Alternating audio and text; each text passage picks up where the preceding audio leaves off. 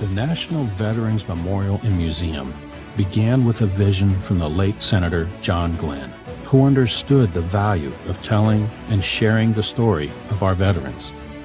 From the initial view, the architecture impresses upon visitors the importance of what lies within. Seeming to rise organically from the earth, the building itself is a symbol of our nation's veterans and their resilient spirit and unending commitment to making this country stronger. Once inside the museum, visitors embark on a narrative journey, following exhibitions that focus on the servicemen and women and their families. Individual stories and shared experiences are illustrated through personal artifacts, quotes, letters, photographs, and powerful films of veterans telling their unique story in their own words.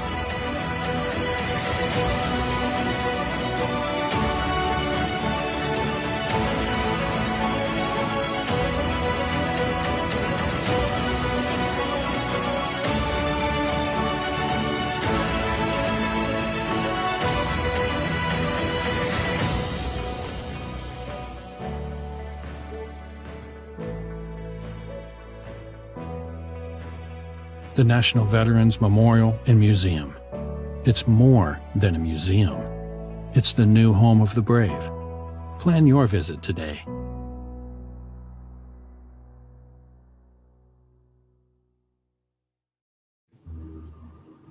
Well, good morning, everyone. Welcome to Rally Point for July. This is our monthly series that brings veterans topics and programs and veterans themselves front and center.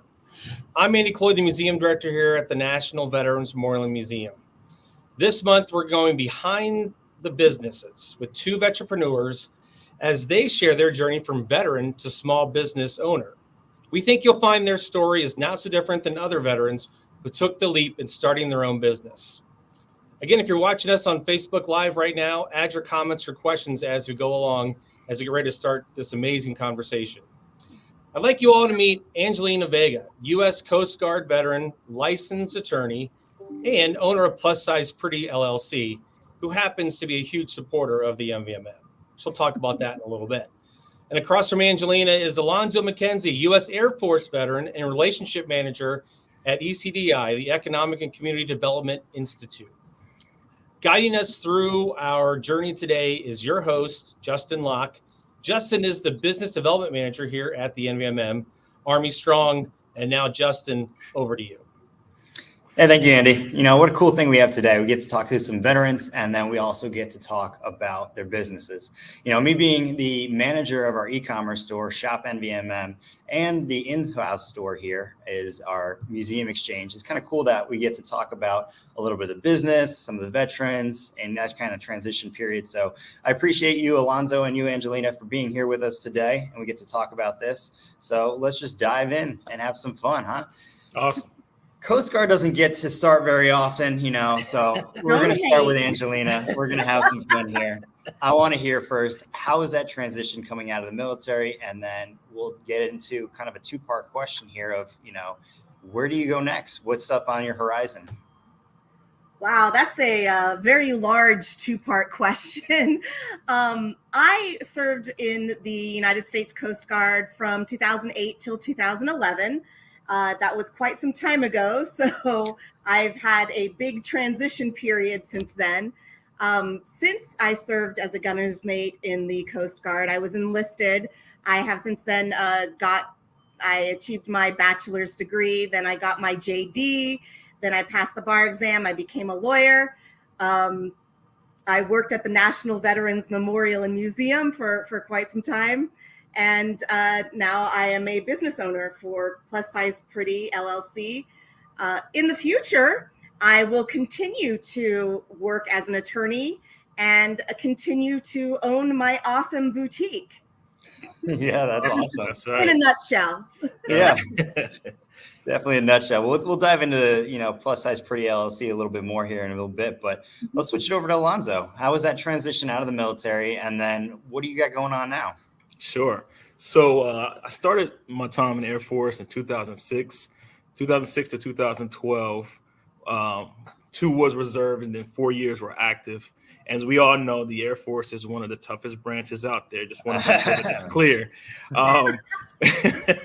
But after I separated from the military in 2012, I had some opportunities in the finance industry, first starting off in insurance.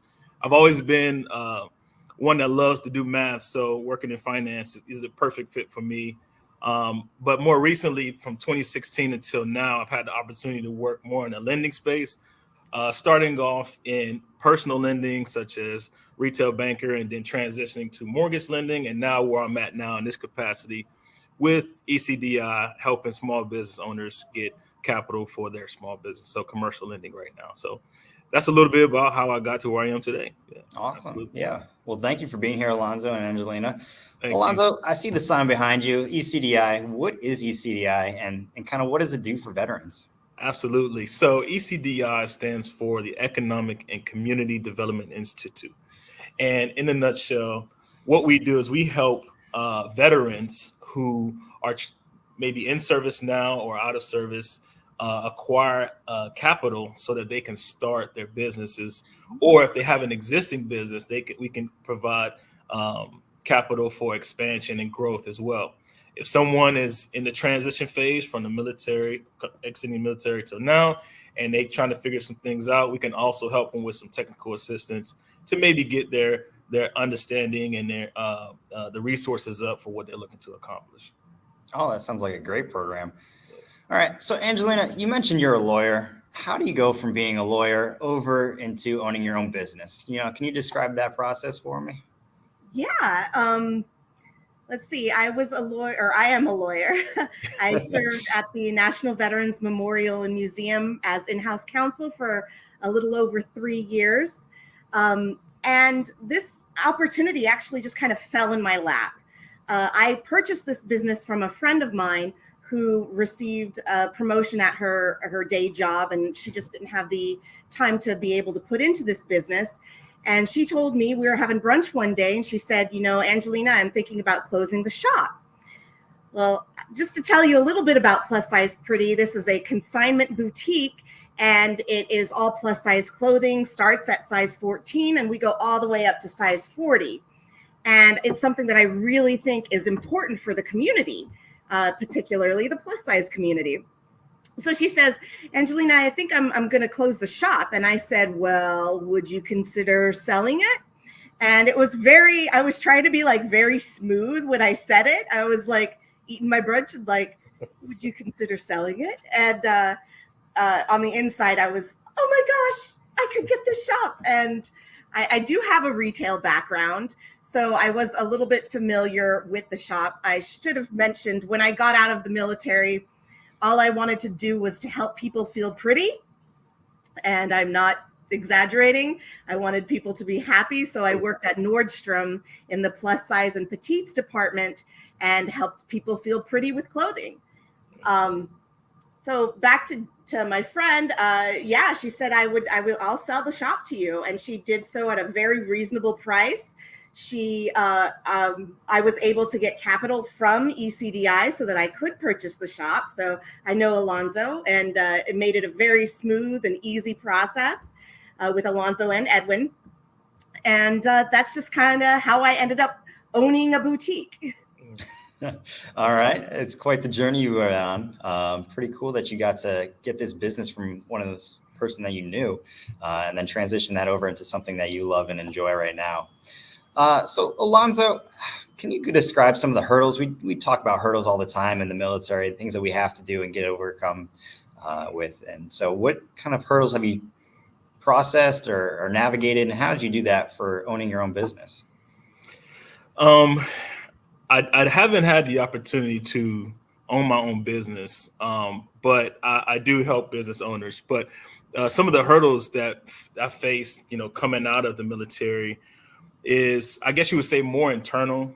Some of the things that I faced and I found a lot of veterans might have faced is immediately coming out is, a sense of loss of identity in who they are and trying to navigate, for so long, for 4 years, you wear the uniform, you wear it proudly, you serve your country. A lot of people acknowledge that as well, and it's not as if we're wearing it to be self-absorbed, but people recognize the service. And so as as transitioning out, I noticed that there's just this space of trying to figure out what I want to do next. And so trying to navigate the hurdle of who am I and where will I go in the future was one of the major obstacles that I faced personally until I came into my current career path.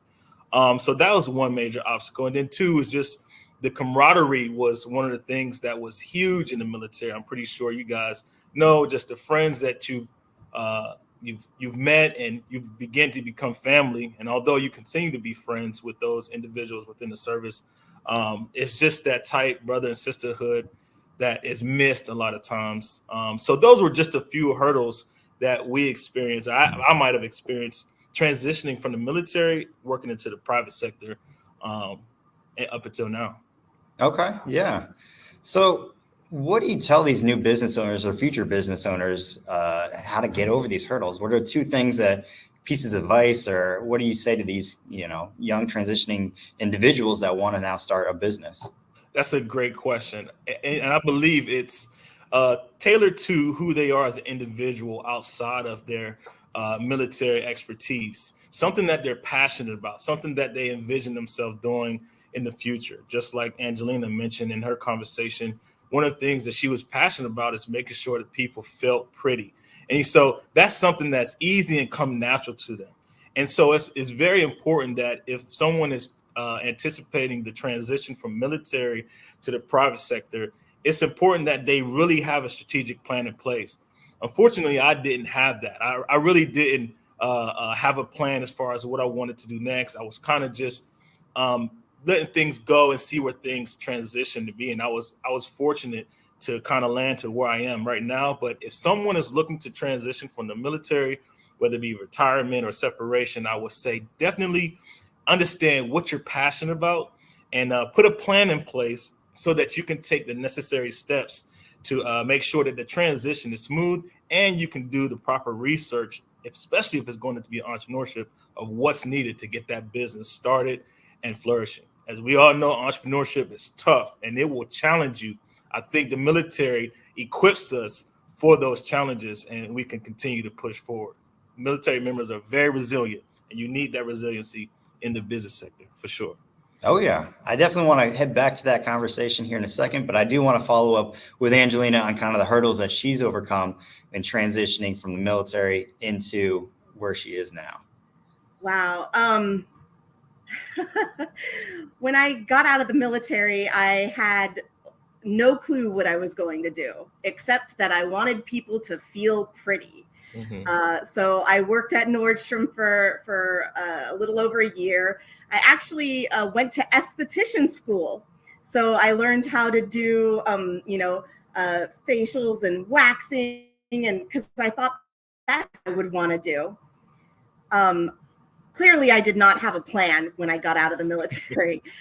Then opportunity presented itself to go back to school. I only had 2 years left to finish my undergraduate degree. And so I went to the University of New Mexico and finished my degree. I studied economics and I realized that I didn't like numbers.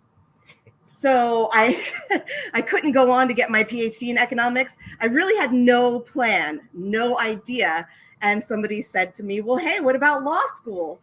And I said, well, sure. And I applied and got in. So I really, a lot of the challenges that I faced were that I didn't know what I was doing. I didn't really know who I was. I knew that there were things that I like. I knew that I like to volunteer. I like people. I like to help people feel good about themselves. I like to speak up for people who have a hard time speaking up. And it just kind of landed on in the legal field as a lawyer and with a boutique. That plan that Alonzo's talking about, I think that it's really important to have that plan so you don't flounder around as much as I did.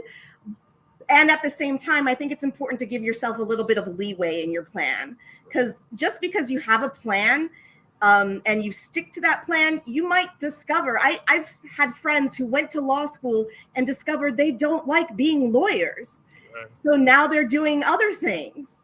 So allow yourself some grace and some leeway in your plan to find other things that you might love. Like owning a business.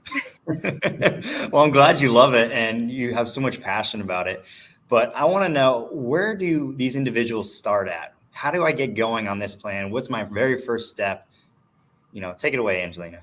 Oh, well, I found that that there are tons of resources for veterans, and I use them to the best of my ability. First, I went to the SBA, the Small Business Administration, and I saw what kind of programs they had so that I could learn what does it mean to own a business. There are so many things that I know I didn't think about, and I wanted to get a better understanding. So I went to the Boots to Business Reboot because I didn't have access to a military installation where they can teach Boots to Business in person. I took it online, and it was very informative. It was the basics. I learned, oh, I should have a business plan. Mm-hmm. Oh, I should do this. Oh, I need to figure out money, and there's numbers and all kinds of fun stuff. So I did the Boots to Business program. And then I went on to the next program, which was Boots to Business Revenue Readiness. And that's, I think, in conjunction with the University of Mississippi. Don't quote me. I'll be really sad if I got that wrong. But Revenue Readiness, that was like a 6-week course.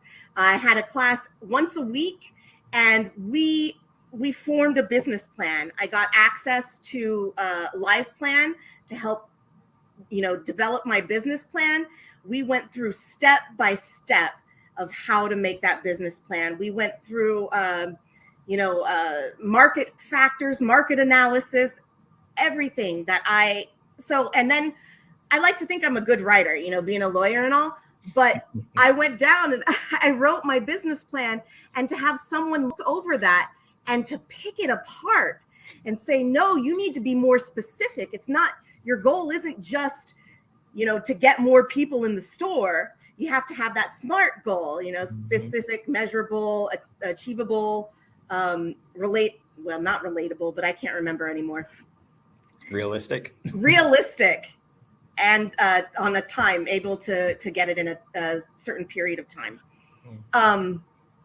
But yeah, it was just so helpful to have somebody look at this plan and say, Angelina, that's a really nice goal, but you need to be more specific. I want to get this many people in store in this amount of time. How am I going to do that? So yeah, there's also the Rosie Network. There's so many organizations that just want to help veterans to be successful as entrepreneurs. The Women's Business Center, which I'm sure Alonzo will say something about. Yeah, Alonzo, take it away. Well, thank you. That's a great segue.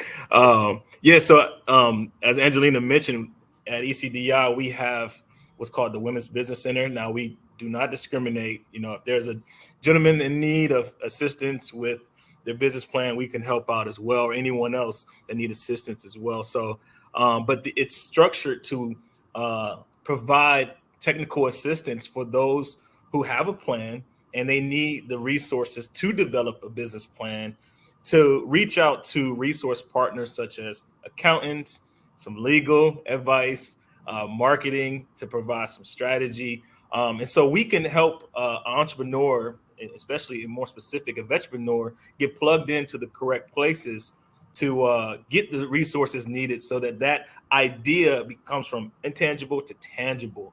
And it equips the veteran and entrepreneur, and ultimately it gives them the confidence to go out there and be successful as business owners. So that's one of the major things that we do within the Women's Business Center. I want to say, Angelina, if we can give a shout out real quick. Shout out to Boost to Business. I've done some great work with those over at the SBA.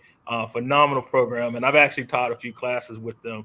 So when you mentioned that, I was like, wow, that's a part of your story I didn't know, that you attended those courses before. Man, I love the program. SBA Booster Business. So there's a few guys in Columbus we work with. Phenomenal group of people. Barry, Terry, Abron. Phenomenal group of people for sure. Yeah. So Alonzo, you got all these different resources. Where do you tell people to start if they're wanting to transition from the military and become one of these veteranpreneurs? Sure. I think one of the things that Angelina said was so key. She mentioned that as she was transitioning, the idea that there's so many resources out there for veterans, that is key, and some of those resources are right on base.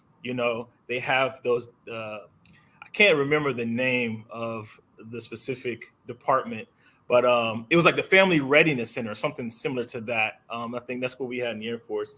But it was to help the families and active and those who are transitioning. They have plenty of resources for those veterans who are looking to take that next step from that military career to personal. So they can start there. That is huge. And then I would say those other different government entities and nonprofit corporations that are looking to help. I mean, there's a lot of companies that's looking to assist veterans transition. There's a lot of incentives, even in the private sector, to hire veterans and provide them the opportunity for that transition as well. So I would say start with the resources provided on base, and then you can transition to other governmental agencies such as the SBA and other nonprofits that can help. And then the good old Google, Google University, that has been a tremendous help. You can kind of look up and find a lot of things, and they can help you out for sure. Yeah, for sure. So Angelina, I was going to add on that, VSOs, Veteran Service Organizations. Yep. They might not have, like the DAV, Wounded Warrior Project. Great idea. They might not have a specific entrepreneur program, but they can help you find what you need to start that business, or they can help you find the program that you need to go to figure out how to do what you want to do. Absolutely. Now I'll let you start, Justin. All right. I would say NVMM is, a resource as well. I mean, I believe you guys provide some adequate resources, so give you guys a shout out as well, man. Absolutely. Hey, we'll take it. I appreciate it. We're always about helping veterans whatever way we can. But I want to talk about before they even become veterans, right? They're still in their service. What kind of characteristics or traits did you guys take away from the military that you were a part of? And how is that kind of helping your current life, your work life, even outside of work? Angelina? Wow. The biggest ones, persistence and resilience. Alonzo, you mentioned resilience earlier. That is like key. That is number one. And along with that, persistence, because you're going to find that you'll run into barriers. Yep. Even though there are so many organizations that want to help you, inevitably you will run into some kind of barrier, or you will, forget to sign something in blue ink instead of black ink, and the government just decides that they want to, not do something or whatever. But it's that persistence. I had an issue with getting an EIN, which is the easiest thing in the world to do. And it took me like 2 months to get one, but it was persistence. I emailed, I called, I was waiting for my EIN to come in so I could go through the loan process with ECDI. And I was constantly telling Alonzo where I was in that. I think that, because I didn't play around. I was like, this is what I'm going to do. This is my plan. This is how I'm going to do it. And I'm going to get it done. Like, it's just you have to be persistent and resilient. Yeah. Bounce back. Yeah, that's definitely one of the traits that they harp on, definitely in the military. Alonzo, anything to add there? Absolutely. Angelina, those traits are phenomenal. And I just want to add on to what you've mentioned. And I'll just say two things differently. I'll say discipline and attention to detail.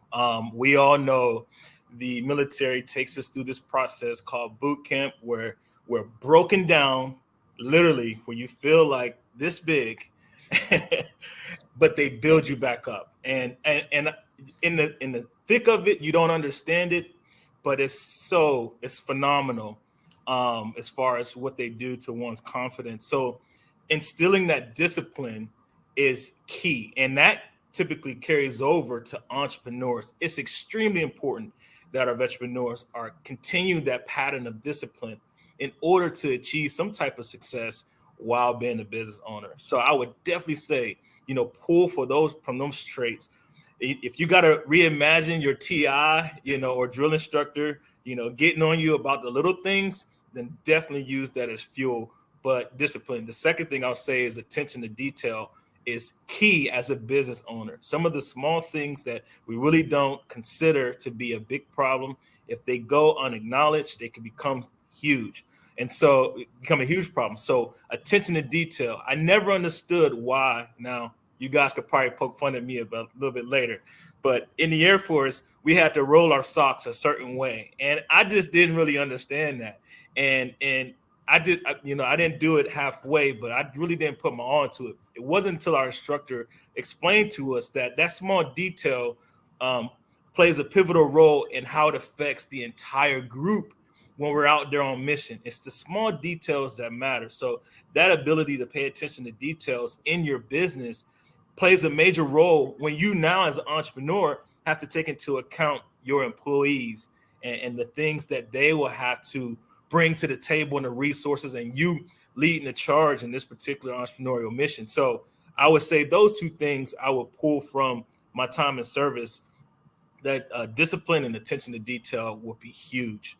And to add on to the resiliency and persistence, Angelina was very persistent. Our communication records will say so, but no, she was phenomenal, and I love that. If I can add on to this, Justin, really quickly, that is actually one of the things that we look at as an intangible trait for our entrepreneurs. Are they actively engaged, persistent, and resilient in wanting to take out this endeavor of a business owner? We might not say it might not be on the paperwork, but we want to make sure that an entrepreneur is inspired and fired up, because you will face those barriers, those challenges, and the things like that. And so it's not necessarily a item that's checked off in underwriting, but we love to see passionate entrepreneurs come through, because they will do what is needed to be successful. So absolutely. Oh yeah, passion goes a long way. It can carry you, through many different hurdles and whatever you need to accomplish. But I remember back folding my socks, sitting on my bunk. That's ingrained in everybody, I think. No, you make a great point as far as preparing yourself and preparing your employees to handle and understand the why behind a lot of the things that you're doing as a business owner, and kind of helping them produce the outcomes that you're looking for, and hopefully they get something out of it as well.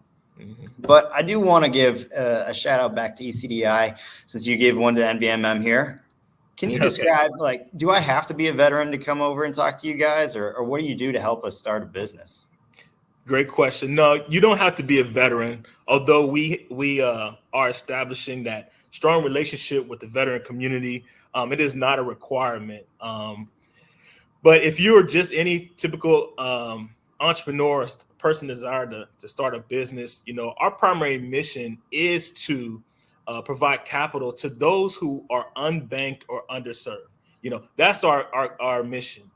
Those within the minority, women, refugee communities, those individuals that if they were walking to a traditional bank cannot acquire capital because they're under 2 years, or they just don't have the experience or the capital in their bank to show that they're a viable business. And so we give those individuals an opportunity to achieve this dream of entrepreneurship. And so we don't just give you the money, but we also, as I mentioned before, provide the resources surrounding that entrepreneur so that they could become successful. Our objective is to have successful and sustainable entrepreneurs, and those who are going to provide employment opportunities to those who need second chance opportunities, and anyone that is looking to further their career as an employee or as an entrepreneur. No, that sounds awesome. It's a great organization that I'm hopefully a lot of people will take advantage of, and will create a whole bunch of businesses that help the community as a whole. Absolutely. So I want to start with the bad here. Angelina, you're a new business owner. What are some of the don'ts on when you go to start your own business? What are some of the things that you've learned along the way? Don't reinvent the wheel, I guess would be a good one. I think that it's important to bring in innovation and, new ideas and things like that to a business. But if there is a good way, if somebody is saying, hey, this has worked for me, this has been successful, there's nothing wrong with trying to do exactly the same thing. I mean, don't use their property or their intellectual property, but I went to a conference fairly recently of resale stores, and I've been struggling with certain things, like getting those hits on my social media or on my website, and so that was really difficult. And I asked other people, like, what do I do? What can I do? What have you done that has helped you? And I took some of that and I implemented it, and I'm getting more traction. I'm getting more clicks. So, don't reinvent the wheel. It's good to have innovation, and at the same time, keep in mind what's worked for people in the past. Mm-hmm. All right, I like it. Good don't. Alonzo, where do you see people falter? And this has got to be probably a big question for you. Man, this is huge. I want to answer this from the financial perspective. I would have to say, don't try to bite off more than you can chew, especially starting up. A lot of times, from my short experience being here, a lot of entrepreneurs, when they're looking to launch out, they have everything in mind, big picture. And they say, well, in order for me to get started, I need $150,000. Well, that is a huge asking amount. And then also, understanding that liability is going to be a big line item on your profit and loss and your balance sheet, things like that. So it's important to understand what you can bootstrap and kind of like save up for and do for yourself early on. And then if you do need a small amount of capital to start there and build your way up. And so I would say, don't bite off more than you can chew starting off. We know the idea is great and we're going to help you get there, but just take it one step at a time. Yeah.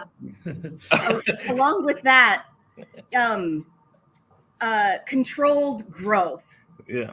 Along the lines of what Alonzo said, controlled growth, because let me tell you, I want to have a big space. I want to have like all the clothes here. I want, 15 employees and everybody to come in and be open all the time, but that's not controlled. Right. And I have a plan to get there, right. That I've thought very, a lot about, but that controlled growth where it's not just, I'm going to do everything all at once. It's one step at a time. And sometimes you see something that you're like, yes, I want to do that right now. Well, it's got to be within the plan so that you're not, you don't have uncontrolled growth. Absolutely. And just, sorry, Justin, but I think that small incremental steps, as Angelina was saying, it gives you as a business owner, the opportunity to pivot if need so, right? We don't know what's going to happen. No one anticipated the events that took place over the last few years, and a lot of entrepreneurs had to learn how to pivot. And so when you have that small incremental growth, it gives you that space to, if this plan of attack is not working, then we have the opportunity and ability to pivot and still generate revenue. So yes, controlled growth is phenomenal. Yeah. So Angelina, you mentioned the deviation from your plan. Is there anything that you kind of had to encounter from what you wanted to do when you first took on the business to where you are now? One of the big things are in the consignment world, Yes, the answer to your question is yes. There are things that I've had to deviate. In particular, I wanted to be able to take consignment right away. So consignment is when a person owns a piece of clothing or a purse and brings it in, and I sell it for them. And then I get a part of, I get a percentage of the sale, and a percentage goes to the person. So I wanted to do that right away. I wanted to take everybody's clothes. I wanted to sell everyone's clothes. I wanted to get as many people and as many clothes as possible, but I couldn't. I only have so big of a space. And so that was a deviation of the plan. But I guess that goes along with controlled growth too. When I thought that I bit off more than I could chew, because it was an incremental step, I took the step back and I reevaluated and started over again. Awesome. Yeah, I like that. So let's go back and talk about the good. So I think we need to end on a good positive note and things that people can take away as what they should start first with when they want to start their own business and either become an entrepreneur or vetrepreneur. So Alonzo, what kind of good do you think that people should be doing? Okay, so we're going to talk about the do's. I want to quickly just hit on two. One, from a financial perspective, I would say if you are veteran or not and looking to start or continue to grow your small business, I would say learn the numbers. Learn the numbers. That is key. That is going to be the lifeline of your business. It helps you analyze where you are and where you want to go. And it helps you understand the opportunity and the potential for growth and expansion. Whenever you're in year 2, year 3, year 4, year 5, and you see how many assets you have, or what's in your account, do I need to necessarily take out a loan, or can I purchase this equipment or inventory by myself? Do I have enough resources to hire new employees without taking out any more debt? Those things are key, and it's important that you're able to understand the language that your accountant is speaking. Not saying that you become a certified accountant, but at least when they're communicating with you the intricate details of your business, that you can relay and understand that is pivotal. So understand the numbers, and it's coming from a guy who likes numbers. The second thing I would say, as an entrepreneur, it's extremely important to network. People who you engage with, that's the most organic form of marketing that you'll have. Word of mouth is effective, and it doesn't cost you anything, maybe the gas to get there, but you can network practically anywhere. Just a little story about even this interview today and how things come together. I met Angelina at a networking event almost 3 years ago in a prior profession in the mortgage industry. She told me that she was a Coast Guard veteran, and we were talking about that. I kept her business card. When I started here in October, I emailed her, let her know I was in a new profession. She said, "Hey, I know about ECDI. I took courses there not too long ago." Never heard from her. However, one of the gentlemen at the WBC who helps advise entrepreneurs with the establishment of the business plan, Edwin, he said, "Hey, I got this new entrepreneur that is looking to get capital for their business. I want you to help him out." He sent me her information, pulled the business plan, and sure enough, guess who it was? Angelina. And when I read the name, I said, "Wait a minute. Now, this is either there's another Angelina in the Columbus area, or this is the same person." I looked at the email when it came in, and at the end, I seen NVMM. I said, "Wow." And I remember when I established the appointment, I said, "You know who I am. When we meet on online, you'll see." And sure enough, when we talked, she said, "Oh, yes, you." And so you just never know the power of networking and how it can help and come back full circle. And then even when this opportunity, as far as speaking on this platform, came about, we had no idea that Angelina and I were going to be talking together. We helped her get the transaction closed for a business. And then when this came into play, they said, "Yeah, we're going to have Angelina Vega." I said, "Are you serious?" Once again, it's come full circle.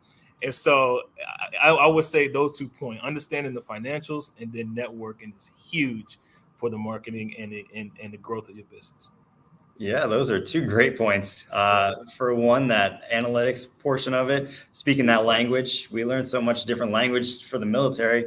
Right. Transitioning that over into what your accountants are talking about, what all these entrepreneurs are talking about, and then talking with everybody else, networking out. We always say it's a huge military, but it feels so small because you run into people within the same jobs as you. You transition to different duty stations. You find the same people over and over again, which is great because you get those bonds and that relationship moving. So absolutely, that's great points right there, Alonzo. Angelina, what kind of the do's do you have there?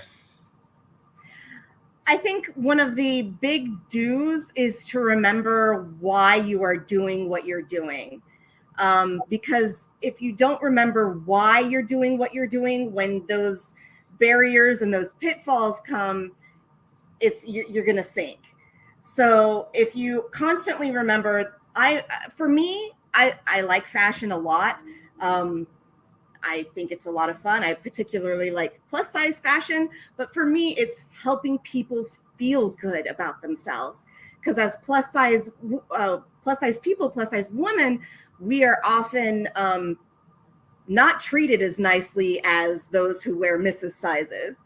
So, or we're kind of taught not to appreciate ourselves. So my why is to help other plus size people feel good about themselves and to embrace who they are. And that has gotten me through some rough times. Like, starting a business is hard. It is hard. You're trying to get these people through the door. You try to get them online. Like, how are you going to get them? And I am an introvert, believe it or not. I am not a huge fan of networking, but I get out there and I do it all because of my why. I know that I'm going to help some people feel good about themselves, and that can change a life. I mean, I've had people come in and leave in tears because they were so excited and so happy that there was a beautiful boutique that they could come and shop at and feel not feel out of place, really feel like they belong. So yeah, big do is to remember why you are doing what you are doing. Absolutely. Yeah, I love that why kind of definitely plays into that business mission, and that mission should be synonymous with who you are as an individual. That way you kind of love what you do and do what you love, and that will carry you forever if you can do that. And then others will see that and definitely appreciate it, get those teary moments as Angelina, you just said there. So Alonzo, we're about almost out of time. Do you have any final closing comments for everyone at home here? What do they need to be doing in order to start their business? As we mentioned before, is one of the things that Angelina just said. What is the purpose of a business anyway? You are literally solving a problem for a customer. The purpose of a business is to become solution based. Angelina mentioned that she wanted to solve the problem of making those who are otherwise marginalized feel pretty. Understanding your why and solving that problem is number one. From there, just continuously building and growth. Anyone that's looking to start a business, do as much personal research as you can. If it's taking additional courses in school, reaching out to different resource partners, nonprofits, governmental agencies, extract as much information as you can. It is extremely important that the entrepreneur takes personal responsibility for their personal growth, for the growth of their business. So I would say, understand the reason why, and then get some of the information behind it. And the last thing, just go for it. Just apply that resiliency and persistence within there.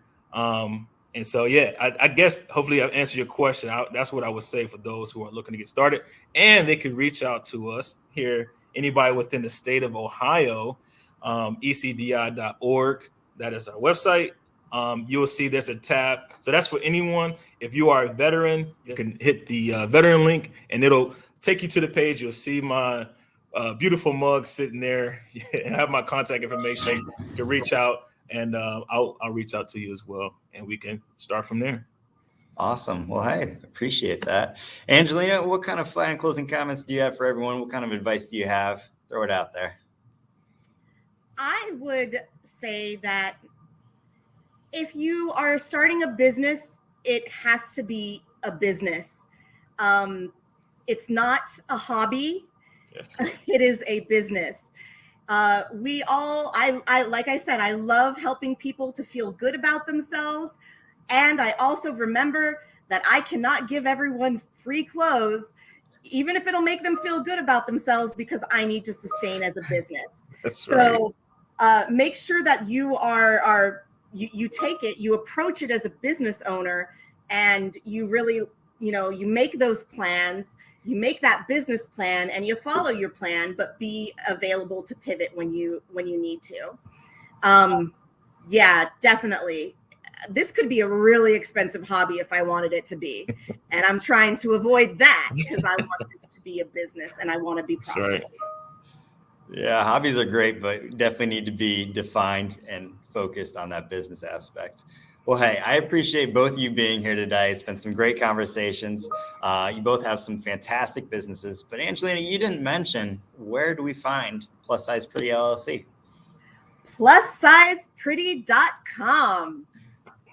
I'm also on social media, Instagram, Facebook. My handle there is at Plus Size Pretty Boutique. But yeah, please give me some more web traffic. Buy some stuff online. I'd appreciate it. It's really nice. I'll even put in some. So I'll write you a nice note if you do. There you go. Let's go click around. Let's get the algorithms going. So PlusSizePretty.com. Top of the Google search. If you can figure out the algorithms, please let me know. I can never get that going.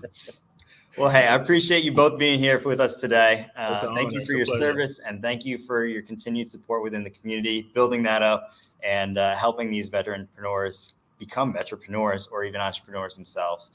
So thank you again for being here. And Andy, I'm going to kick it over to you for our closing comments. All right. Thanks, Justin, Alonzo, and Angelina. It's great to have the Coast Guard, Air Force, and the Army all together again.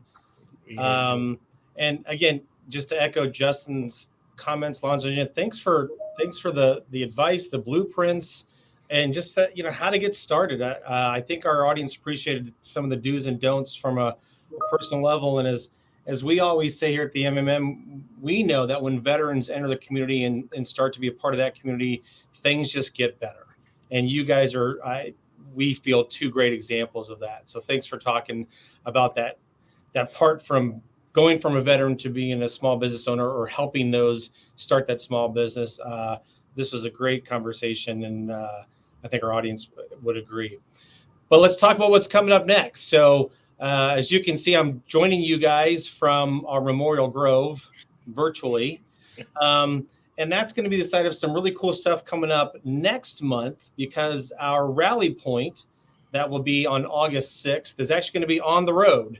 But we want to talk about what's going on that whole weekend in August, part of our Beyond the Exhibit Wellness Weekend coming to the museum August 5th, 6th, and 7th. We'll have Tim Kennedy here on August 5th, and Tim just wrote a book called Scars and Stripes. And Tim is an Army veteran and will be here in the museum to help launch his book, but also do some wellness activities, including jiu-jitsu with Lieutenant General Farrader here at the museum. That's Friday the 5th. On Saturday the 6th, we'll have Rally Point on the road with MVP, Merging Vets and Players. And General Farrader will be out in LA talking to Nate Boyer and his group, Merging Vets and Players, a wonderful organization that helps combat veterans and professional athletes bridge that gap about what's next in their life. We've got family yoga that day going on as well, a jiu-jitsu demonstration, all in the Great Hall. And then we're going to bring Phil Sussman in on Sunday, the 7th, he's part of American Yogi, to do yoga in the Memorial Grove. Right behind me, we're going to have yoga going on at the museum, part of our wellness weekend and our Beyond the Exhibit series here at the museum. All the details that you guys want to know about Wellness Weekend and how you can participate is on our website at nationalvmm.org. And that'll be our next time. We'll see you for Rally Point and the wellness activities. And check us out online for all the extra stuff, including our online shop NVMM, our own little veteranpreneur spark here in the area, soon to sweep across the country. Visit Angelina's shop. give Alonzo a call and get those tips about starting your business, because they're living proof that it can happen, guys. And they just happen to be veterans, which is always a great thing. So thanks for joining us today here for Rally Point, and we'll see you soon at the NVMM. Thank you. Wars aren't fought by countries. They're fought by people. Now, hear their stories in their own words. Honor their service in your own way. At the only museum in America that gives a voice to all our veterans. The National Veterans Memorial and Museum. It's more than a museum. It's the new home of